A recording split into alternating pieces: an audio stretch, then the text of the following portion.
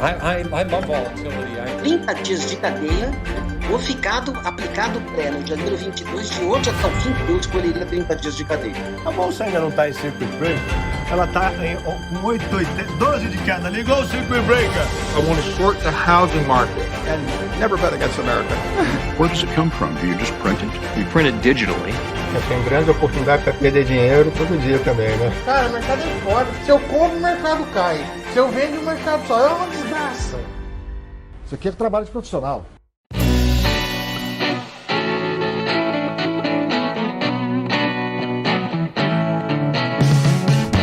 Bom dia, boa tarde, boa noite. Mais um episódio do Finance Talks, dessa vez sobre um mercado que está fora da Bolsa de Valores, pelo menos por um tempo. A gente vai entender que, na verdade, o mundo dos investimentos é muito maior do que vocês ouvintes pensam aí, né? Tem coisa demais para fazer. E um desses tipos de investimento é o investimento em private equity, as empresas de capital fechado que ainda não foram para a bolsa, mas que pretendem chegar lá, que pretendem passar por uma reestruturação. E esse mercado, um mercado extremamente rentável, um mercado que está em franco crescimento, passando por uma revolução digital. A gente trouxe aqui o fundador da Carbine, que é uma asset especializada em private equity. O Felipe vai conversar com a gente sobre esse mercado. E antes de falar com o Felipe, eu vou dar aqui um bom dia, boa tarde, boa noite para o Henrique Drummond, que veio também participar desse podcast. E aí, Henrique, como é que você está? Tudo bem? Fala pessoal, bom dia, boa tarde, boa noite para todo mundo, dependendo da hora que vocês estiverem ouvindo. Para conversar aqui com o Felipe, como o Arthur disse, vai ser uma oportunidade bem legal de trazer alguma coisa diferente, né? Do que a gente vem na maioria dos podcasts aí no mercado brasileiro. Isso aí, até aqui mesmo no Finance Talks, né? A gente teve muito bolsa, muito juros, câmbio, macro, opções, mas private equity e outras classes de investimento, outras partes do mercado financeiro ficaram pendentes, mas a gente vai resolver isso aqui, começando pelo private equity. Agora sim, tudo bem, Felipe? Bom dia, Arthur, bom dia, Henrique, bom dia a todo mundo, boa tarde, boa noite, como vocês dizem também, não é? Tudo em cima, Beleza. Bom, então, Felipe, para começar, queria que você contasse para nós como é que surgiu o seu interesse por finanças. Então, na realidade é uma história engraçada, não é? Eu caí por acidente no mundo das finanças. Eu era para fazer medicina, não é? Acabei fazendo 2 anos em Portugal, não de medicina, mas de um curso de nutrição e engenharia alimentar, que é muito difícil entrar em medicina em Portugal. Então, o que nós fazíamos esse curso, que as cadeiras eram praticamente as mesmas nos primeiros anos, e depois você pedia transferência para o curso de medicina, porque no meio termo havia galera que desistia, e nós conseguíamos entrar na vaga deles. Aí apareceu a oportunidade de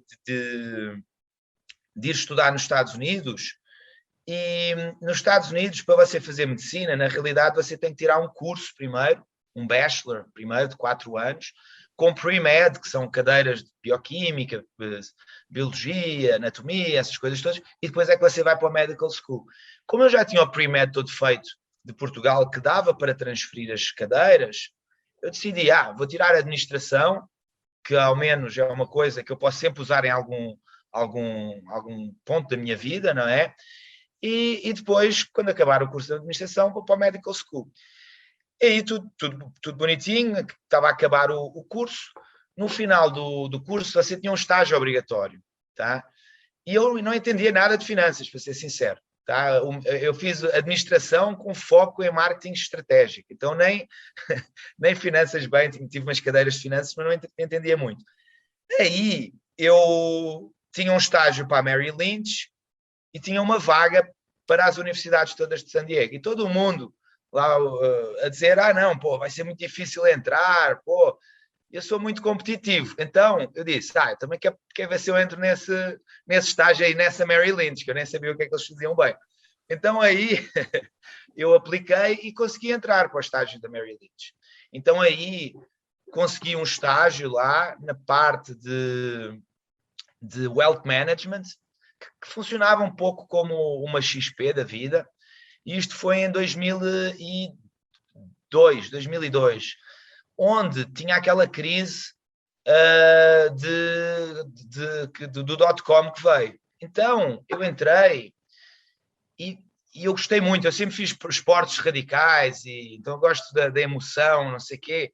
Então, eu entrei lá na Merrill Lynch, e naquela fase aí, era uma fase muito, cara, muito estressante, porque a minha ideia de trabalhar num escritório era ficar sentado numa mesa o dia todo, num ecossistema muito chato. Eu, basicamente, apaixonei-me pelo mercado financeiro. E aí, decidi não ir para a medicina e começar a trabalhar. Depois eu estive no Deutsche Bank em Portugal, no Wealth Management. Só que o que é que eu reparei? Eu reparei que me faltava a base de ser mais experiente em finanças. Então, o que é que eu fiz? Eu decidi, olha, vou tirar uma pós-graduação específica em finanças.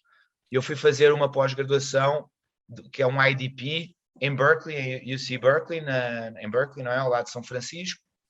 E aí era um curso que foi mesmo focado em mercados de capitais e financeiros. Acabando esse curso, eu trabalhei na UBS em São Francisco, no Wealth Management também, e pronto, e foi assim que eu fui parar no mercado de financeiro. E como é que foi essa volta aí ao mundo, né? Saiu de Portugal, foi para os Estados Unidos, depois o que aconteceu? Então, foi o seguinte, eu saí de Portugal, fui para os Estados Unidos, tirei o meu curso, o meu bachelor's, trabalhei um pouquinho lá na Merrill Lynch. Depois, como era aquela altura do 11 de setembro, estava difícil eu pegar visto nos Estados Unidos, então eu tive que voltar para Portugal. Aí trabalhei no Deutsche Bank em Portugal. Depois fui tirar o curso em Berkeley, trabalhei em São Francisco, mas infelizmente meu pai ficou doente e eu tive que voltar para Portugal, tá? Porque eu sabia que era câncer, então ele acabou morrendo disso, e eu sabia que havia uma pouca probabilidade de eu passar muito tempo com ele. Então eu aproveitei e fui para Portugal, para uma empresa que se chama Atrium Investimentos. Eu, nesta altura, eu queria muito entrar no mundo dos hedge funds, tá? E aí, por sorte, a Atrium, ela era uma empresa que estava focada muito em alternativos e em hedge funds, mas também tinha uma área de private equity. E aí, foi aí que, por acidente, eu comecei a aprender sobre private equity, tá? Embora eu quisesse fazer hedge funds, eu comecei a aprender por private equity. E cada vez mais eu comecei a gostar muito do private equity, tá? Porquê? Porque ao contrário dos hedge funds, que é tudo praticamente sintético, não é? É opção, é swap, é não sei o quê, é coisas que você não consegue ir lá e tocar, entendeu? No private equity, não. São empresas mesmo, que você vai lá, sei lá, McDonald's, Burger King, Domino's, Smart Fit, são empresas que você é consumidor, que você... Então é uma coisa mais tangível e eu acho muito mais interessante. E depois também comecei a aprender dos retornos e dentro do mercado financeiro, na minha opinião, e tem estatísticas que mostram isso, é a classe de ativos que dá um retorno maior para o cliente, tá? Então onde realmente existe alfa, muito alfa no mercado. Então aí eu apaixonei-me pelo private equity e decidi só quero focar em private equity. Aí uma empresa que é uma empresa muito grande, que é a Partners Group, que é dos maiores players do mundo, eles contrataram e eu fui para a Suíça, isto depois do meu pai ter morrido, não é? Eu fui para a Suíça, onde eu fiquei responsável pelos países de língua portuguesa, tá? Então foi aí. Depois fiquei 3 anos na Suíça e comecei a olhar para o Brasil e comecei a ver que o que eu fazia, que é investimentos primários em fundos, mercado secundário de cotas de fundos e co-investimentos, e juntar isto tudo num portfólio que se chama Gestão Integrada de Private Equity, ninguém fazia no Brasil. Então, eu decidi vir para o Brasil para montar o primeiro fundo brasileiro que fazia este tipo de classe de ativos, tá? Então foi assim um bocado o meu percurso internacional, tá? E eu cheguei aqui no Brasil em 2009, eu comecei a fazer o mercado brasileiro já em 2005, o meu primeiro investimento foi num hedge fund, foi no Verde, não é? O meu segundo investimento já foi em private equity aqui no Brasil, que foi quando eu já estava na Partners Group, foi um co-investimento que nós fizemos dos Arcos Dourados, que era o master franchise do McDonald's, tá? Que foi um deal, foi dos melhores deals da história do private equity aqui no Brasil. Fizemos co-investimos junto com a DLG South America, mas a Gávea também estava lá, e foi um deal que deu mais de 12 vezes o dinheiro em 3 anos. Tá? E que é um deal perfeito, porque é o quê? É um bocado o que eu acho que é o private equity. Era uma empresa meio familiar, sem governança, os private equities entraram, criaram governança, puseram tudo bonitinho, e aí a empresa começou a valer muito mais, e aí organizaram a saída, entendeu? E é um bocado isso que é o private equity. O private equity é o quê? É o gestor entrar no capital das empresas e agregar valor operacional nas empresas, tá? E isso não tem nenhuma classe de ativos que você faz. Você pode ter um pouco nos equities tradicionais, nos fundos ativistas, nos hedge funds ativistas, isso tudo, mas você não tem o mesmo controle que você tem num private equity, tá?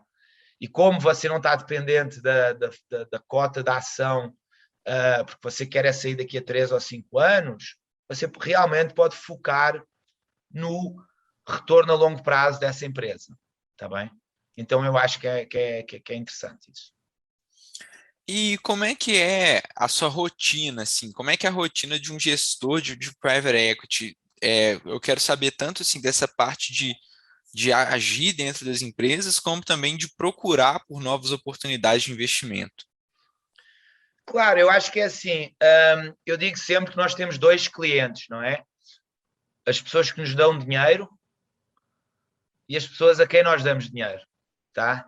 Então, você conseguir captar muito dinheiro, mas se você não conseguir investir esse dinheiro, você está mal na situação, não é? Então, você tem que ter não só a capacidade de captar dinheiro para ter dinheiro para investir, mas a capacidade de originar transações para você investir, tá?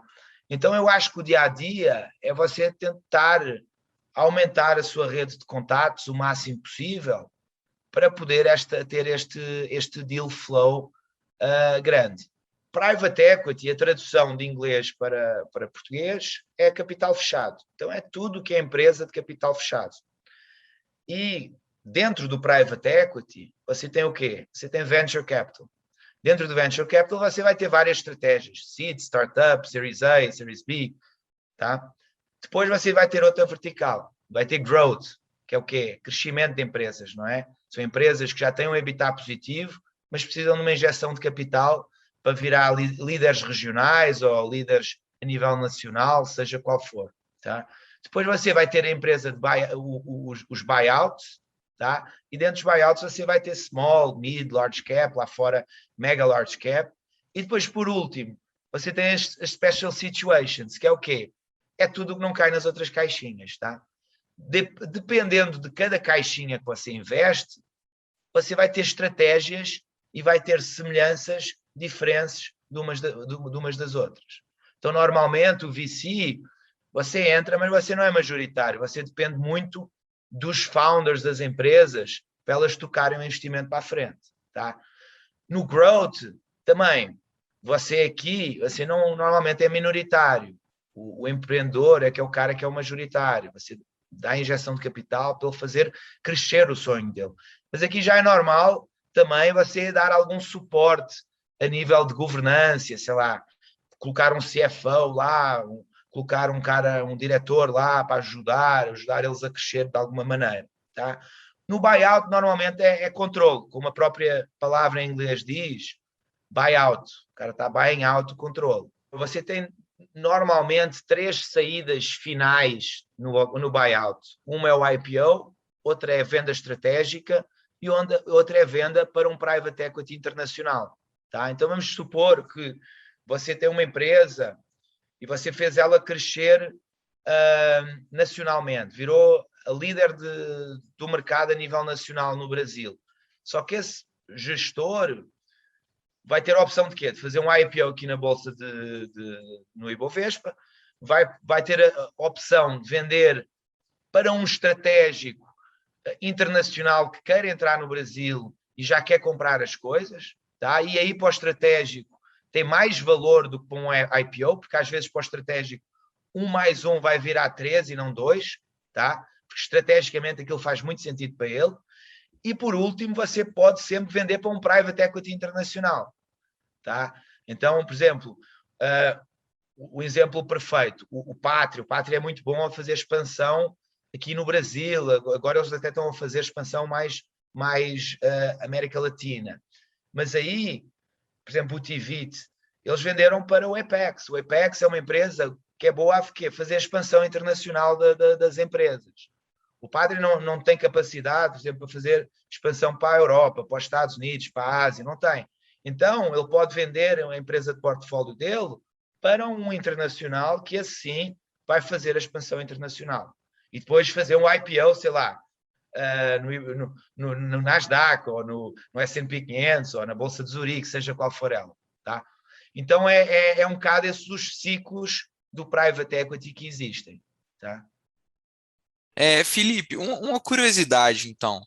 Quando você vai, né, no buyout, né, você vai ou fazer o IPO, ou passar para um outro fundo de private equity internacional, o seu fundo, né, no caso você como gestor, ainda tem algum interesse em manter alguma participação societária na empresa? Isso acontece com frequência? Nunca acontece? Como é que é? Sim, por exemplo, um investimento de portfólio meu, das empresas onde eu trabalhei, por exemplo, a XP Investimentos. Eu era investidor através do Actis, que depois vendeu para a General Atlantic, e eu só saí quando foi vendido para para o Itaú. Então, dependendo, sim, você acompanha vários. O Tivit é um exemplo bom também. O Tivit, nós estávamos investidos no Pátria, e depois quando eles venderam para o Apex, nós estávamos investidos no Apex. Então nós tivemos essa exposição contínua aí também. Então sim, a resposta para você é sim. Só que aí depende do tipo de gestor que você é. Eu faço tudo. Então eu faço VC, faço growth, faço buyouts, faço special situations, e eu crio uma grande carteira diversificada. Mas você pode ter empresas que só fazem growth no Brasil. Então não, para eles não lhes interessa continuar. Interessa sair, entendeu? Então vai depender muito do seu perfil e do que é que você prometeu aos seus investidores que você ia fazer, entendeu? Entendi, sim. Rapidinho, só agora eu tenho uma pergunta aqui pro Henrique, né? Que o Henrique foi que me falou, né, do seu caso aí, conheço um gestor aqui de private equity. Eu falei, pô, legal. A gente não trouxe ainda. Então, Henrique, queria saber como é que você ficou sabendo do Felipe, né, do fundo, da proposta. Então, eu estou fazendo um estágio na Araújo Fontes aqui em BH, na F-Invest, e uma demanda crescente de alguns clientes está sendo esses investimentos alternativos, né? Então, acabou que a Araújo Fontes entrou em contato com a Carbine, a gente fez algumas reuniões, e eu achei que seria interessante trazer isso para o Finance também, né? Que é uma classe diferente do que a gente sempre vê. E também é uma oportunidade bacana, porque a gente vai chegar nisso ainda, mas a Carbine, como o Felipe vai comentar, é um pouco diferente das gestoras tradicionais aí que a gente tem aqui no Brasil. Aquela pergunta clássica de podcast, né? O Felipe tem uma história bem ampla aí, alcançou posições em instituições de renome. Eu queria que você contasse um caso sem ser o do McDonald's Arcos Dourados, né? Algum caso fora esse de um investimento que deu muito certo e do investimento que deu muito errado aqui no Brasil. Não sei, muitas vezes o management gostava de comprar helicóptero, o filho do dono queria comprar Ferrari com fluxo de caixa da empresa, alguma coisa do tipo. Não, então, vamos lá. Um outro investimento que deu bastante certo. A Smart Fit, não é? Nós fomos investidores da Smart Fit desde o fundo 3 do Pátria. Então chegámos a investir na Smart Fit através do fundo 3 do Pátria. Depois tive exposição através do fundo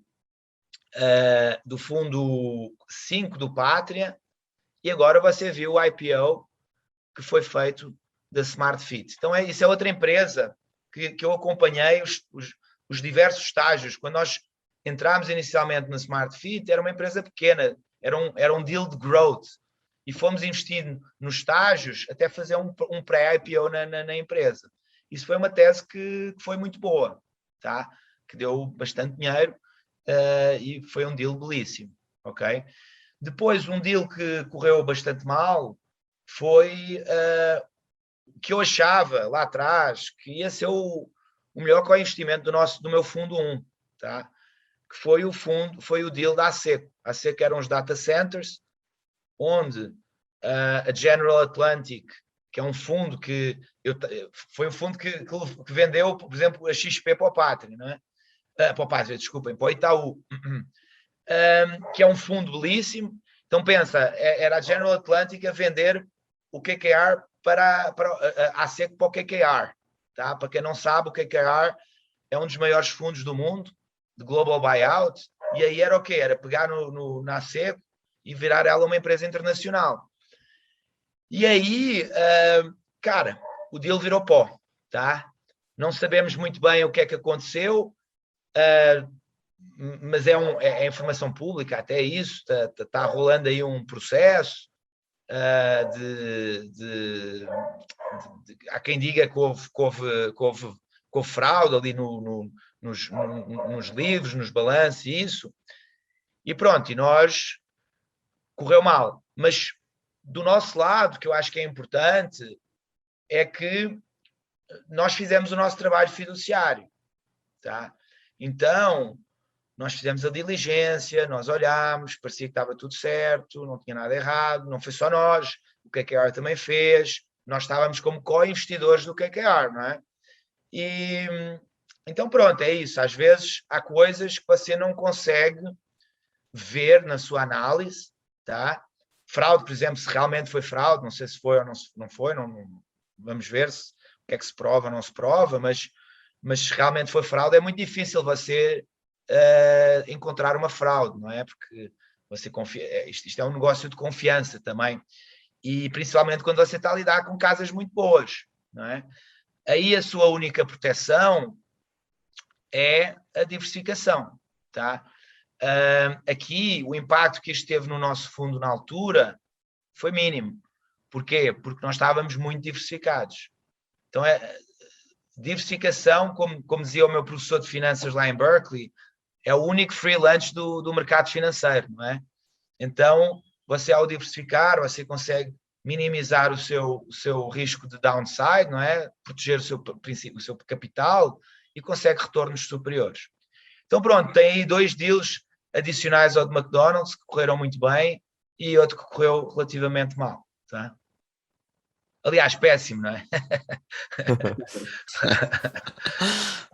Uma pergunta aqui, então. Normalmente, dentro do mercado de ativos líquidos, somente ações, tem que os analistas são cada um especializados em um setor, né?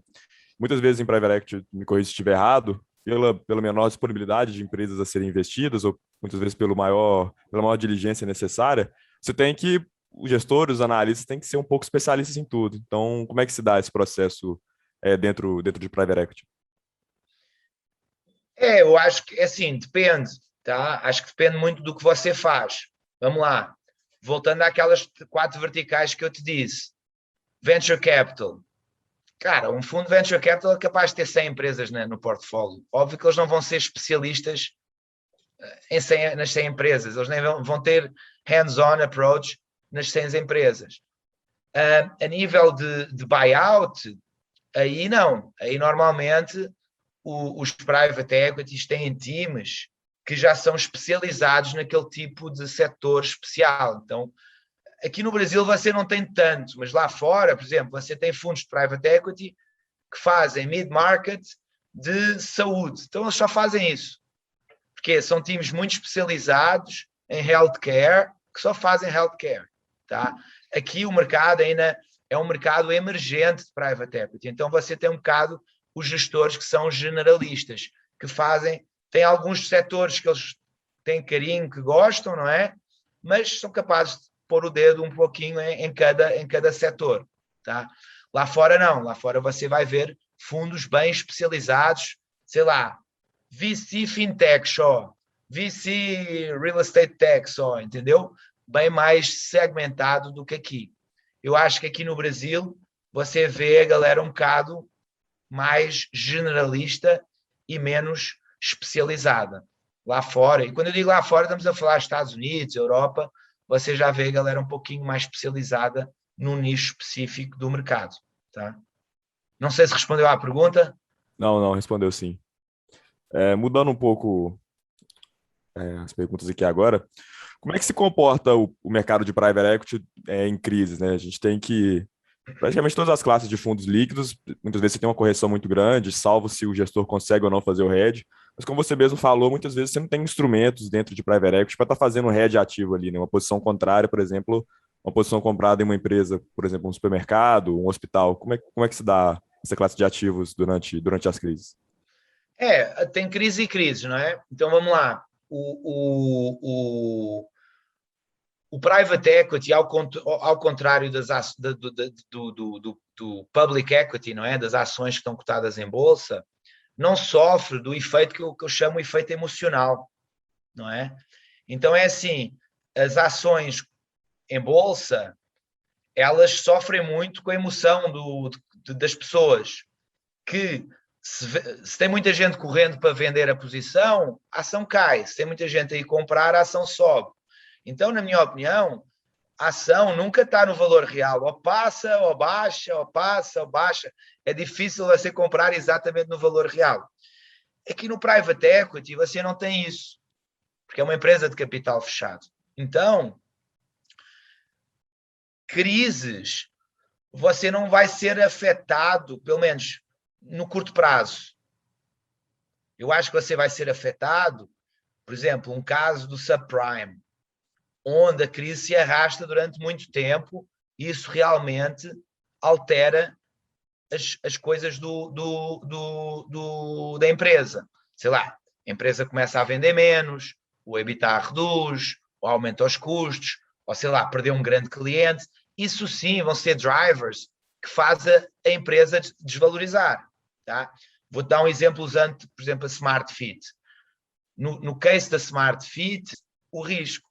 Quando nós fizemos a análise para o pré-IPO, cara, você contabiliza isso na equação, contabiliza. Mas, cara, se eu falasse com você há 2 anos atrás, em 2019, Henrique, Arthur, vai haver uma pandemia global, que todo mundo vai andar de máscara, vão fechar os restaurantes todos, ninguém vai poder sair de casa.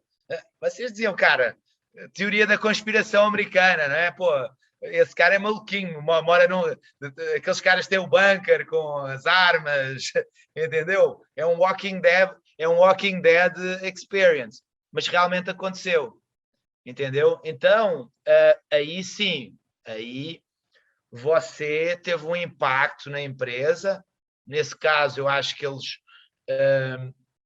demoraram a fazer o IPO, mas mesmo assim, mal abriu, você viu, eles fizeram um IPO que tinha um book para 26 vezes subscrição da empresa. Tá? Então aí o mercado entende, olha, sim, o negócio sofreu, mas é só abrirem as portas de novo e o negócio vai arrebentar. Só que aí depois é aquele ponto que você, como analista, tem que ter. A empresa tem dinheiro para sobreviver a essa crise, esse stress, se não tem, pode quebrar. Tá? E aí pronto, por exemplo, se a empresa tivesse muito alavancada, se a empresa tivesse, aí sim, ia ser um caso problemático e talvez não tivesse conseguido fazer o IPO e tivesse perdido muito dinheiro. Então, voltando à sua pergunta, sempre depende, não é? Mas o private equity não mexe no curto prazo. É uma coisa mais de value investment. Tá? Então, se a crise realmente está a afetar a empresa, aí sim, tem uma desvalorização. Eu lembro-me, por exemplo, de um deal que nós fizemos lá atrás, quando eu estava na Partners Group, que foi os barcos Ferretti. Nós tínhamos uma posição na Ferretti na Itália, não na Ferretti aqui, globalmente. E a tese era que o quê? Que quem compra um barco da Ferretti tem tanto dinheiro que, cara, não precisa, pode vir crise, pode vir o que vier, que o cara vai continuar a ter o barco da Ferretti, tá? E os buques eles tinham encomendas para 2 anos, mais ou menos, tá? Veio o subprime, o que é que aconteceu? Cara, foi aquele tsunami que ninguém estava à espera. Então até os caras que supostamente tinham dinheiro e que mesmo com uma crise não iam sofrer, sofreram. E os buques foram todos cancelados. O que é que aconteceu? A empresa foi um write-off, entendeu? Então, voltando à sua pergunta, é assim, no private equity, você precisa que exista uma influência ou uma mudança que afeta diretamente a empresa, a nível de EBITDA, a nível de custos, para a empresa depreciar. Senão a empresa vale o mesmo, entendeu? Não, entendi. Você usou um termo incomum aqui, pelo menos para a gente que não conhece tanto do mercado. Você podia explicar para o pessoal que está ouvindo o que é um write-off em private equity? Um write-off é quando a empresa vira pó. Quando você, no seu fundo, você precifica ela a zero. Diz, olha, não vale nada. Não, entendi, obrigado. É o famoso PT.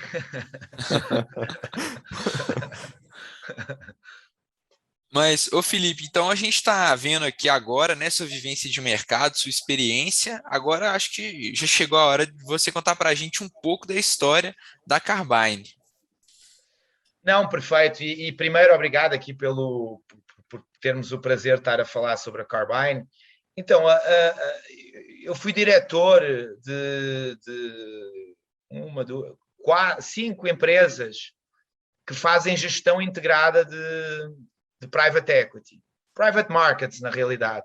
Porque os private markets é tudo o que é não líquido. Então aí também já entra private equity, private real estate, private infrastructure e private debt.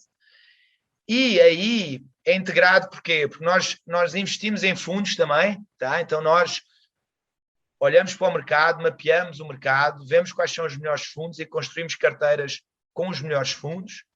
Depois, esses fundos são fundos fechados a 10 anos, então não têm liquidez, mas nós fomos pioneiros a comprar cotas de pessoas que têm posições em fundos no mercado secundário. Então vamos supor que o Henrique ou você, Arthur, tem uma cota de um FIP que investiu há 5 anos atrás e por alguma razão você precisa de sair, sei lá, ou precisa de pôr dinheiro na empresa que você tem, ou quer casar, ou a sua filha vai casar, ou, sei lá, quer ir de férias, sei lá, quer liquidar aquela posição que não tem liquidez, nós negociamos com você a liquidez dessa posição. Normalmente com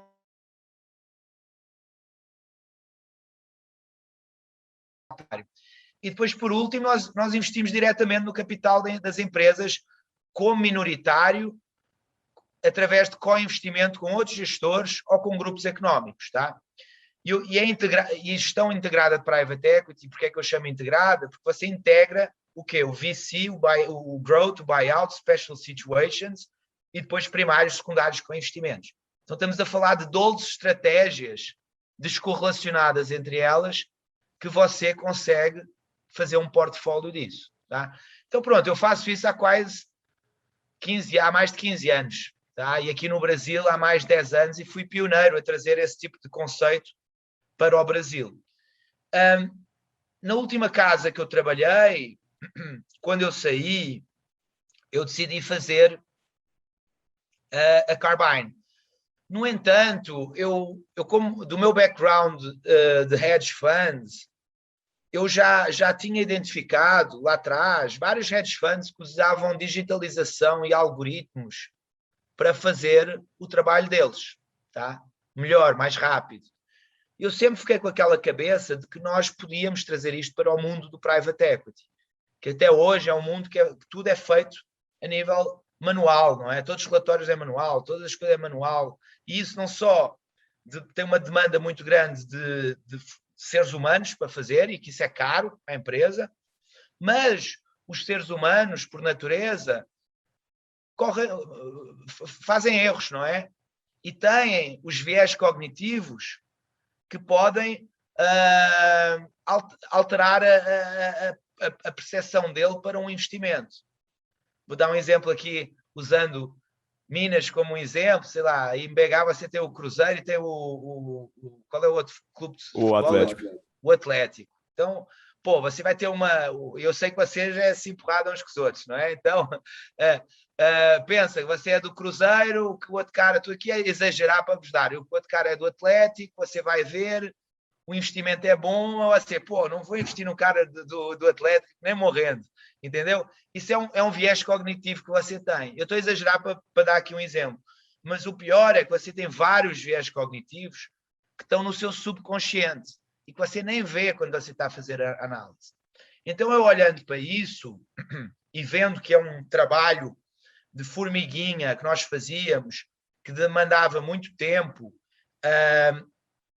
eu pensei, pô, será que nós conseguimos digitalizar isto? Será que conseguimos usar robôs para nos ajudar no trabalho? E aí eu fui tirar 3 pós-graduações no MIT, tá?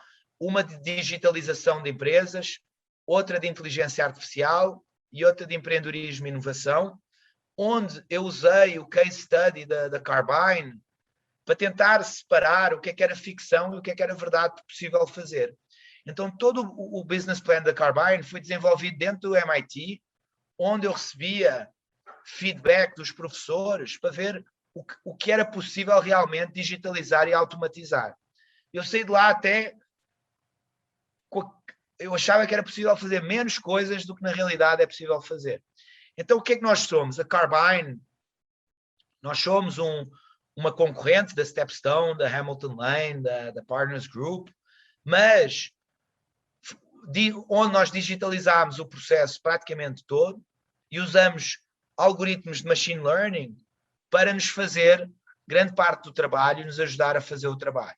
Tá? Então, somos uma fintech, tá? Não somos uma asset tradicional, nós somos uma fintech e cada vez mais, sempre que eu puder, vou usar os algoritmos e a digitalização para fazer os nossos trabalhos. Tá? Que eu aí consigo uma qualidade superior na análise que eu vou fazer, muita rapidez. Nós hoje em dia, um processo que demorava 2, 3 meses a fazer nessas casas grandes, eu consigo fazer em minutos. E por último, vou conseguir repassar estas poupanças para o meu investidor. Tá? O fundo que nós temos, o nosso primeiro fundo, também é um fundo muito inovador, tá? Porque em vez de ser um fundo, porque os fundos de private equity quase todos são fechados a 10 anos. Então pensa, para um investidor pequeno, se comprometer a 10 anos, cara, é muito complicado, principalmente pessoa física. Porquê? Você não sabe o que vai acontecer daqui a 10 anos. Tá? Então nós criámos um produto que tem um lock-up de 3 anos, em vez de ser um FIP, é um multimercados de capital permanente, então nós estamos sempre a reinvestir o dinheiro, tá? Com um lock-up de 3 anos, mas a seguir ao 3º ano com liquidez mensal. Tá bom? Logo aí, nós já estamos a dar acesso a uma variedade de investidor muito grande, tá? Democratizando aqui o private equity. Também, da maneira que nós estruturamos o fundo, ele está estruturado para investidor qualificado. Investidor, para quem não sabe, investidor qualificado é investidor que tenha no mínimo R$1 milhão de património, tá? Ou que trabalhe no mercado financeiro, que seja especializado, não sei o que mais. Tem lá umas regrinhas da Ambima e da CVM para ver. Mas até hoje não havia um produto para as pessoas acessarem esse mercado. Tá? E o nosso ticket mínimo é R$10 mil. Então nós estamos mesmo a democratizar o acesso a esta classe de ativos para todo mundo, tá? Todo mundo não, eu por mim seria varejão. Eu acho que este fundo deveria ser possível oferecer para o varejão. Infelizmente não podemos, tá? Por causa das regras da CVM e das regras da alocação da CVM. Não podemos. Quando talvez esteja disponível, adorava oferecer isto para o varejo. E, embora o nosso fundo seja um fundo muito mais moderno, muito mais dinâmico do que todos os outros fundos que existem aqui no mercado brasileiro, nós somos mais baratos ainda. Então pensa, nós estamos a fazer mais trabalho, estamos a ter mais trabalho, está-nos a exigir mais coisa do dia a dia do que um fundo fechado há 10 anos, que eles nem se têm que preocupar, a galera dá-lhes o dinheiro e eles durante 10 anos só têm que responder contas para daqui a 10 anos. Não, nós temos que criar liquidez, temos que fazer essas coisas todas. Mesmo assim, é uma fração do preço das taxas que nós estamos a cobrar comparado com os outros fundos. Os outros fundos, eles cobram sobre capital compromissado, nós cobramos sobre capital integralizado. Tá? Então, é dar acesso às massas, a um produto que antigamente só estava disponível para grandes investidores, com um ticket muito pequeno, 10 mil reais, e mesmo assim, mais barato do que todos os outros que são oferecidos para o cliente profissional. Tá? Porque pensar assim, hoje em dia, se você quiser fazer uma boa diversificação de private equity, você precisa ter no mínimo 10, 15 fundos no seu portfólio. Por exemplo, os fundos que nós estamos a falar, o cara abriu uma exceção para nós investirmos 2,5 milhões, porque o nosso fundo ainda não está tão grande, não é? Está a crescer. Então o cara disse, olha, Filipe, você pode investir agora 2,5 milhões e o fundo vai ter o final closing, que vai ser daqui a 9 meses, mas você tem que nos dar a visibilidade que vai aumentar isso. E nós achamos que o nosso fundo vai estar com uns 300 milhões daqui a um ano, então aí vamos, obviamente, aumentar a boleta para ele. Mas pensa, vamos assumir que você, 10 fundos, 2,5 milhões, você teria que investir 25 milhões para estar diversificado, tá? 25 milhões, se você tivesse alocado 10% do seu capital nesta classe de ativos e líquida, você tinha que ter 250 milhões de reais. Entendeu? E normalmente, se você for a ver as médias, é bem abaixo de 5%. Então estamos a falar de 500 milhões. Então só galera com 500 milhões, um BIP acima, é que tinham acesso a esta classe de ativos. Hoje em dia o cara com 10 mil reais consegue ter um portfólio, na minha opinião, mais bem gerenciado do que muitas dessas casas que fazem diretamente, por 10 mil reais e mais barato ainda do que todos os outros fundos que estão no mercado. Então, isso é um bocado a história da Carbine. Somos uma plataforma digital que usa algoritmos de machine learning, que oferece produtos para as massas, ou seja, democratiza os produtos de private equity para as massas a um custo muito baixo. Tá? Muito legal. E como eu tinha comentado com você antes da gente começar a gravar o podcast, né? Assim, a gente está passando por um momento agora de crescimento, né, dos investimentos no Brasil, né, de financial deepening, das pessoas indo procurar o mercado. E aí, quando eu cheguei no mercado, eu nem sabia o que era private equity, nem sabia que isso existia, assim. E aí, depois que eu fui vendo, e aí conversando com mais pessoas ligadas ao mercado, que eu fui entender que é um investimento muito interessante, mas que tinha esse problema, de que não é acessível para as pessoas físicas, né? E aí agora você com essa proposta, então eu queria saber assim, a gente viu já no mercado várias teses de investimento que é isso de trazer para a pessoa física alguma coisa que não era acessível e que tem dado muito certo. A XP está fazendo isso, né? A XP tem fundos lá que o aporte mínimo é R$100, e nem taxa de administração tem, assim. Então eu queria saber qual foi a sua sacada para falar, eu quero trazer isso para o mercado brasileiro, para as pessoas físicas aqui do Brasil. Não foi essa, foi a razão. Assim, eu olhei para o mercado, vi que as pessoas estavam a investir em produtos que davam um retorno inferior, e eu comecei a pensar como é que eu posso estruturar o meu produto para democratizar isso e dar acesso às pessoas. Então foi olhar para o mercado e ver que ninguém estava a fazer isso. Então está na altura de fazer. Então eu gosto sempre, e que se calhar é um problema para mim, Filipe, na física, porque sempre que uma coisa é nova, há uma dificuldade das pessoas a aceitarem. Então, quando eu comecei a falar de secundários aqui no Brasil, tinha galera que me chamava de mentiroso. Não, você é mentiroso, não tem mercado secundário de private equity no Brasil. Eu, calma, não é isso. Se você tem uma cota de um FIP e eu quero comprar, acordamos o preço, você dá uma cota, eu dou-lhe o dinheiro, isso é um mercado secundário, é um mercado ineficiente. Mas a galera não acreditava que era possível fazer secundário aqui. Então, o primeiro fundo de fundos que eu fiz era numa estrutura fechada de FIP para cliente profissional. Aí também foi um desafio, as pessoas não achavam que o conceito usava. Hoje você tem várias casas que já imitaram. Hoje você deve ter umas 6 casas a fazer fundos de private equity aqui no Brasil. Tá?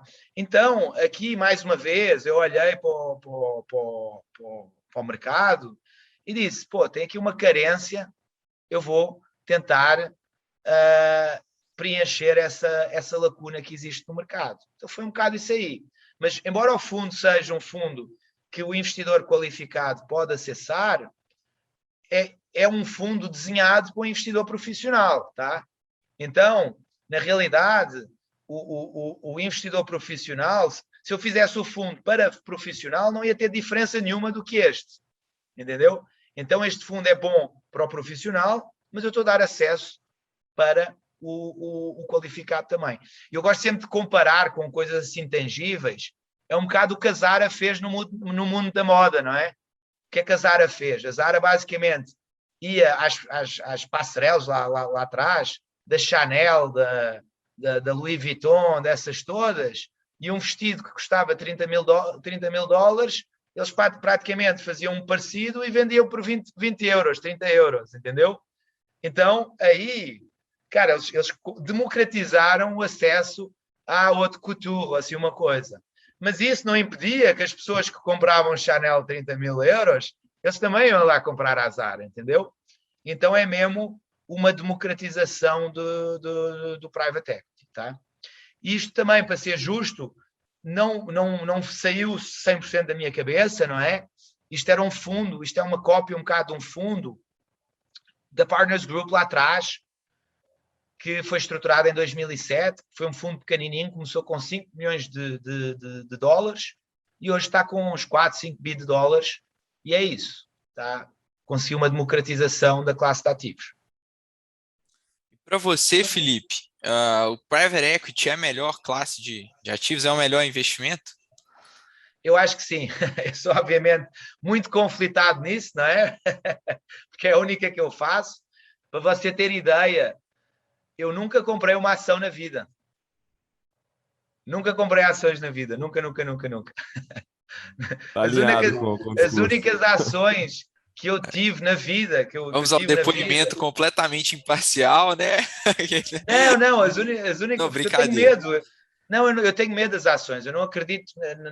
Cara, tem muita volatilidade, tem muita emoção no mercado. Então, eu tenho medo. Eu sou um bocado risk averse.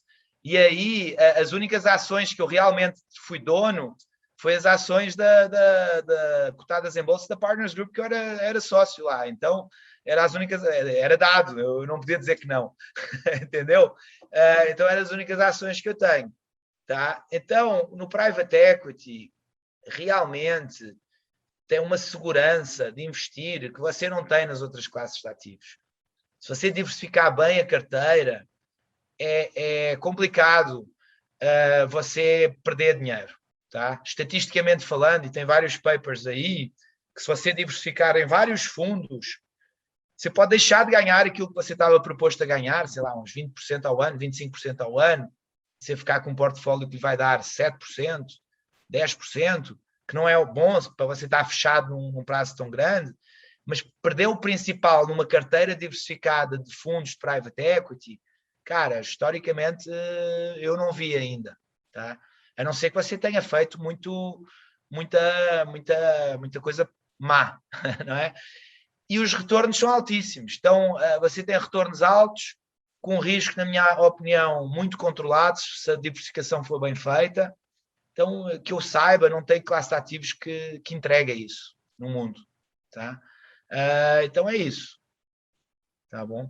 Pô, e como é que se dá a alocação de... A gente pode falar com, não sei se pode ser um fundo de private equity. Então, você vai estar investindo ali em growth, você vai estar investindo em situações especiais, buyout. Como é que se dá essa alocação de um gestor profissional de private equity? Então vamos lá. Quando você monta uma carteira de private equity ou qualquer outra carteira, você faz o chamado top-down, não é? Você está assim, está no helicóptero, olha para baixo e você pensa, cara, no mundo perfeito, qual é que seria o portfólio? Tá? E você cria um portfólio, um target portfólio, um portfólio alvo, não é? Só que aí, depois, o que é que você tem? Você tem um bottom-up, você precisa das oportunidades, não é? Não vale a pena eu dizer, olha, eu quero comprar Pátria 5 com deságio de 30%. Pode não aparecer, ou eu quero investir em academias e pode não aparecer, entendeu? Então, você também precisa que as oportunidades apareçam. Então, normalmente, na minha experiência de 20 anos de mercado financeiro, nunca o meu target portfólio ficou igual. Ou tinha umas partes acima, umas partes abaixo. Aquilo serve como uma referência. É praticamente impossível você conseguir atingir ele. Porquê? Porque as oportunidades você não são perfeitas. O mundo não é um mundo perfeito. Tá? Então, primeiro você tem que ter esse portfólio-alvo. Depois você tem que construir um portfólio. Eu, na minha opinião, e tem concorrentes meus que discordam e que se você olhar para os portfólios deles são diferentes, eles concentram muito, os caras acham, por exemplo, que o fundo X é muito bom, os caras vão botar mais grana nesse fundo do que no fundo B, que não é tão bom. Na minha opinião, isso é um erro. Isso é você pôr o seu emocional. Porquê?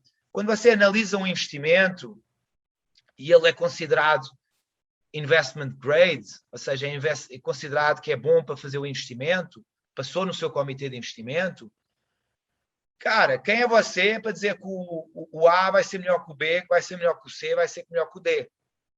Você não é ninguém. Então, o certo é você botar tickets iguais por cada fundo. Porquê? Porque aí você está a tirar o emocional, você está realmente a dizer, olha, se estes caras têm a qualidade necessária para passar no meu due diligence, passar na minha análise de investimento, então quem sou eu para estar a pôr um peso maior num do que no outro? Tá? E com isso, você realmente consegue uma diversificação adequada. Entendeu? Tem vários fundos que eram muito bons, eu não vou falar aqui nomes, porque pode ser constrangedor, mas temos fundos que eram considerados o melhor do Brasil, e de um dia para o outro fizeram cagada e hoje em dia praticamente ninguém investe neles. Entendeu? Então, erros vão aparecer. Então, a sua maior proteção para isso é diversificação bem feita. E essa diversificação bem feita começa por pôr ovos iguais em todas as cestas. Então, quando eu digo isso, é o quê? Fazer VC, fazer buyout, fazer growth, fazer special situations.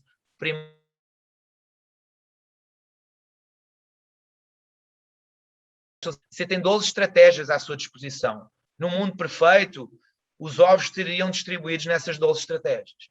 E com isso, o comportamento da sua carteira vai ter uma estabilidade muito grande e você vai conseguir mitigar o seu risco de perda. Tá? Agora, obviamente, se você põe a grana toda numa transação e a transação dá errado, aí, cara, aí você perdeu o dinheiro. Tá? Então, quando eu digo que estatisticamente é muito seguro investir em private equity, é você tendo essa diversificação bem feita. Tá? Então, isto é extremamente importante. Outra diversificação que as pessoas não têm noção é a chamada diversificação de safra, não é? Você tem que pôr dinheiro igual em todos os anos. Porquê? Por exemplo, se você me falasse comigo em dezembro de 2019, eu achava que 2020 ia ser o ano que a maré ia encher o Brasil. Pô, vamos voltar, o Jesus vai lá, o Cristo do Rio vai voltar a aparecer no Economics, a pegar em forma de foguete, entendeu? Vai arrebentar. O que é que aconteceu? Veio o subprime, não, veio esta história do Covid, pronto, ficou tudo congelado durante 2 anos. Tá? Então é assim, é muito importante você ser humilde, realizar que ninguém tem a bola de cristal, entendeu? Então, se você for humilde e realizar que você não é um gênio, que é muito difícil fazer time the market, não sei como se diz em português, tipo, saber qual é a melhor altura para entrar e sair, isso é muito difícil você fazer porque você não tem bola de cristal. Tem tantos fatores externos que podem mudar, sei lá, 11 de setembro, Covid, subprime, você não prevê, entendeu? Então aí você tem que fazer essa diversificação bem feita. Porquê? Porque é a única defesa que você tem para esses eventos que não estão previstos, tá? Voltando um pouquinho no processo de investimento, qual que seria uma dessas ineficiências que você enxergava nos fundos de private equity tradicionais que a Carbine está disposta a resolver com a tecnologia que vocês estão aplicando? Algum tipo de análise? Sim, por exemplo, o que é que nós fazemos hoje em dia? Antigamente, nas outras casas, nós mandávamos tinha um questionário, que é um questionário tipo da Ambima, mas bem mais complexo, não é? Que você basicamente fazia os gestores responderem e você depois pegava nisso e você convertia as respostas que ele dava num relatório. Cá, tem uma perda de informação, cerca de 20% aí, e mais uma perda de mais 20% quando você está a fazer o relatório. Então estamos a falar de uma ineficiência de 36%, desde que você fez as perguntas, recebeu os dados e transformou aquilo num relatório. Tá? Então isso é o romano. Depois tem o quê? Tem os seus viés cognitivos, como nós estávamos a falar lá do Cruzeiro e do Atlético, não é? Que você põe na análise. Então isso é um problema. E depois, por último, isso é um processo que demora 2 meses, 3 meses a ser feito nas casas grandes. Tá? E pensa, hoje em dia você lá fora é um universo de 67 mil fundos. Vamos supor que você consegue analisar 67 mil fundos, que não consegue. Essas casas grandes, eles analisam, sei lá, 300 fundos ao ano, mais ou menos. Que é muito fundo, é praticamente um fundo por dia. Entendeu? Contando com feriados e trabalhando nos feriados e nos fins de semana. Desculpem. Então, aqui, com a minha tecnologia, nós em segundos, em minutos, nós geramos esse relatório. Esse relatório já compara na base de dados maçãs com maçãs e já vê o que é que aquele fundo tem de melhor ou pior contra o outro fundo que está lá na base de dados. Tá? Isso é feito em segundos, em minutos, Mesmo que você, da moda antiga, não, era feito tudo à mão e depois você, mesmo 300 fundos, você tinha que ter a informação de 300 fundos na cabeça para compará-los um ao outro e chegar à melhor conclusão. Isto tornou-se um big data problem, não é? E nós já vimos empresas, Google, Amazon, todas funcionam num data-driven approach. Eles eliminaram que é o chamado o HIPPO approach, que é o Highest Paid Person Opinion approach, que é o quê? O chefe é que manda. Entendeu? Eliminaram. Não. O chefe continua a mandar, mas ele vai tomar decisões baseadas nos dados que lhes foram apresentados. Tá? E se você hoje em dia separar no S&P 500 todas as empresas que usam um data-driven approach vis-à-vis um HIPPO approach, todas essas vão ser as que têm um alfa bizarro em comparação com o resto do mercado. A ser a Apple, o Google, a Amazon, todas essas empresas usam um data-driven approach, com algoritmos e isso tudo. Então, é um bocado o que nós fazemos diferente.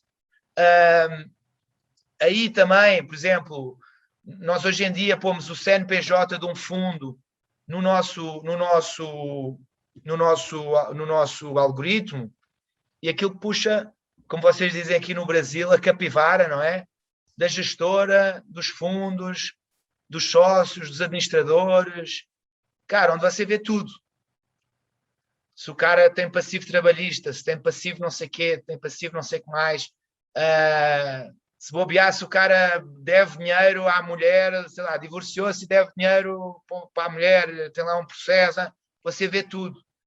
Então, e já foi útil isso. Nós estávamos aqui num co-investimento que nós identificámos lá umas coisas esquisitas, entendeu? E com isso começámos a fazer perguntas e com isso chegámos à conclusão que não valia a pena fazer o investimento. Então, não é reinventando a roda, mas é botando um motor na roda, entendeu? É passar da carroça. O carro o carro e a carroça é a mesma coisa, só que o carro tem um motor, não é? Então é botando aqui um motor por trás para nos tornar mais eficientes, mais baratos e melhores ao final do dia para tomar essas decisões para os nossos clientes. Tá? Mas, muito importante, a decisão ainda continua a ser dos seres humanos, tá? Então nós temos a nossa tecnologia que roda as coisas todas, mas isso tudo é submetido ao nosso comitê de investimento. Estamos a falar de pessoas que já trabalharam na 3G, já trabalharam no Modal, na GP Investimentos, na XP, tudo pessoas de calibre muito bom que analisam os dados e tomam a decisão. E eu comparo um bocado como antes de aparecer os computadores, vocês são novos, ainda não têm, mas eu lembro-me de ir ao escritório do meu pai, não existia computadores. Todo mundo tinha a secretária que batia cartas à mão, não sei o que, não sei como era um outro universo, não é? Aí as contas eram feitas à mão, você usava máquina de calcular para fazer as contas. Então você, por exemplo, fazia um valuation de uma empresa, você usava a máquina de calcular e uma caneta ou um lápis para anotar tudo num bloquinho de notas para fazer o valuation da empresa. Saiu a folha de Excel, mudou tudo, não é? O que é que isso fez? Fez com que os analistas, não substitui o trabalho dos analistas, mas mitigou os erros que eles podem fazer de cálculo e acelerou o processo, porque é muito mais fácil fazer os relatórios, montar tudo, puxa da Bloomberg, isso tudo. Então isso já foi uma mega evolução. Então eu comparo a nossa tecnologia como uma evolução igual do Excel para agora para o algoritmo. Tá? Mas continua a ser necessário os seres humanos estarem presentes e tomar a decisão final. Mas o trabalho manual, o trabalho que demorava 2 meses, que é repetitivo, que pode ser feito por um algoritmo, vamos deixar o algoritmo fazer. É um bocado na altura das pedras, no tempo de pré-histórico, o cara pegava a pedra à mão. Hoje em dia você tem um guindastre que pega a pedra. Então é mais ou menos isso. Felipe, a gente já está caminhando aqui para o final do nosso podcast, né? Eu queria saber, assim, existe alguma tese de investimento que você pode abrir para a gente agora? Posso. Então, é assim, eu gosto muito de negócios que são, eu digo a brincar, e neste caso agora, à prova de bomba atómica, que é o quê? Que se explodir uma bomba atómica, você vai continuar a fazer dinheiro, tá? Então eu gosto muito dessas teses, tá? Porquê? Porque são teses que nós vimos agora na pandemia, que mesmo com a pandemia, tudo bem, vai afetar um bocado o negócio, mas não afeta tanto, tá? Então nós estamos agora a olhar, e muito importante, nós queremos, nos co-investimentos, fazer só co-investimentos que tenham uma pegada de impacto no mundo, tá? Não é dito isto, não é como eu digo a brincar o free willy, não é, sabe? Não é queremos fazer o mundo melhor, mas temos que ganhar dinheiro, não é? A parte financeira tem que ganhar dinheiro, tem que ser um negócio que ganha dinheiro. Mas depois do negócio ganhar dinheiro, também tem que ter um impacto social ou um impacto ambiental, ou seja, o que for aqui no mundo. Então eu estou com 2 teses hoje em dia que eu olho para elas e basicamente é smart fit, mas no setor de fibra óptica e no setor de saúde. Tá? Então, um dos deals é uma empresa que está a transformar em cidades de 100 mil habitantes, está a transformar a internet, rádio, não sei o quê, por fibra óptica a um preço muito melhor, uma internet muito mais estável e que está realmente a melhorar a vida dessas pessoas. São cidades pequeninas, são cidades que as grandes empresas não estão nem aí para ir lá, ou elas querem ir a São Paulo, Recife, Salvador, Rio, para ganhar, e só depois, daqui a muitos anos, é que vão ir para essas cidades. Então, hoje em dia, você sem internet, você vive praticamente no século passado, não é? Então, é uma tese muito boa, com um time muito bom, e aí essa tese nós vamos conseguir melhorar a vida de milhares de pessoas, tá? E mesmo assim ganhar muito dinheiro. Então pronto, tem essa. Depois tem outra, que é também a mesma coisa, que é o quê? É em cidades menores, um pouco maiores, mas pequenas também, cidades mais ou menos de 500 mil habitantes, onde se está a fazer clínicas populares, tá? Essas pessoas têm seguro de saúde, só cara, seguro de saúde que demora 2 meses, 3 meses para marcar uma consulta.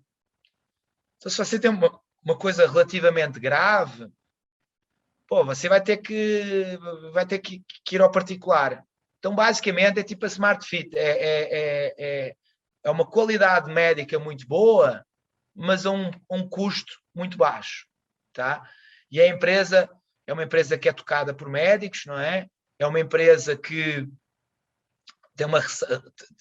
está a melhorar a vida de milhares de pessoas, está a oferecer saúde em cidades pequenas, que muitas delas nem hospital têm, tá? A um preço muito acessível, tá? E com um serviço top de linha, ok? Então isso é outro negócio que eu estou a ver. Então esses dois negócios são negócios que vão para as massas, melhoram a vida das pessoas e que dá para ganhar muito dinheiro, mesmo assim, tá bom? Então é um bocado isso. Por exemplo, se você me disser, pô, vamos investir aqui num hotel de luxo para classe AAA, estou fora, não é interessante isso. Eu acho que aqui no Brasil é interessante, tem tanta coisa para fazer para a classe B, para a classe C, para a classe D, e aí a tese é o quê? É dar um produto que a classe A também pode ser consumidor, mas que você está a dar acesso às pessoas mais carentes, tá? E a própria Carbyne é isso, não é? A própria Carbyne é a tese da Carbyne também, entendeu? É dar a qualidade de um produto para a classe AAA, mas para as massas. Então eu acho que aí é onde você vai ganhar dinheiro sempre no Brasil, tá? Não, bacana. Aproveitando que a gente está chegando aqui no final do podcast, fazer a pergunta que todo mundo gosta, né? Lembrando que retorno passado não é garantia de retorno futuro. Então, qual que é o track record do gestor Felipe, né? Como é que foram os outros fundos que você geriu e assumindo que essa estabilidade possa ser refletida também no fundo da Carbyne, você e sua equipe, né? Se você colocar todo o dinheiro que eu já investi nas várias casas que eu participei, tá? Que nós investimos aqui no Brasil, está a dar perto de 19 bilhões de reais que já foi integralizado aqui investido aqui no Brasil, tá? Se você pegar assim o retorno, é difícil eu lhe dar o número certo porque são vários fundos, não é? Mas eu posso lhe dar com segurança que foi acima de 25% ao ano, tá? Uma TIR de 25% acima, tá? Houve uns que foram melhores, outros que foram piores, outros não, dependendo da safra, é melhor ou pior, mas se você pega dos últimos 13 anos e junta tudo, estamos a falar de uma TIR superior a 25%, tá? Então é um bocado isso. Nós no nosso fundo, eu em tudo gosto de ser conservador, eu gosto de dizer, olha, pensa em 20% ao ano, tá? E eu vou tentar te surpreender pela positiva. Mas com um risco muito muito reduzido. Nós não queremos ter o fundo, não queremos o fundo com mais de 5% de volatilidade, tá? E isso é possível devido à diversificação muito extensiva que nós vamos fazer em private equity e na construção da carteira, tá bom? Então, se você tiver mais ou menos esse retorno, estamos a falar de você dobrar o seu capital em 3 anos e meio, você dobra o seu capital. É mais ou menos esse o nosso alvo. E aqui não pode faltar, indica um livro aqui para os nossos ouvintes. Um livro para os vossos ouvintes. Então, tem um livro muito bom que eu tive que ler na pós-graduação do MIT, que é Machine, Platform e Crowd, tá? E aí fala da transformação que vai ser inevitável para todas as empresas a nível digital, tá? E essa foi na pós-graduação da digitalização. Então, todas as empresas, quem não fizer o Mind to Machine, o Product to Platform e o Core to Crowd, não vai conseguir ganhar a corrida contra os concorrentes na próxima década, tá? Nós estamos a viver uma altura muito interessante que pode ser equivalente à invenção da eletricidade, onde várias profissões tiveram que ser reinventadas, porque a eletricidade gerou a revolução industrial com máquinas, não é? Pensa, antigamente todas as fábricas, você fazer carro, você fazer sapato, era tudo manual. Inventou-se a eletricidade e inventaram-se as máquinas que começaram a fazer isso tudo pelos seres humanos. Então muitas pessoas perderam dinheiro, perderam os trabalhos, mas criaram-se outros trabalhos também, não é? Por exemplo, mecânico de máquinas não existia, criou-se esse trabalho. O cara da fábrica foi demitido. Então nós estamos a viver isso hoje em dia no Brasil. Então esta revolução que nós estamos a fazer na Carbyne, de digitalização e isso tudo, todos os negócios vão ter que sofrer por isso.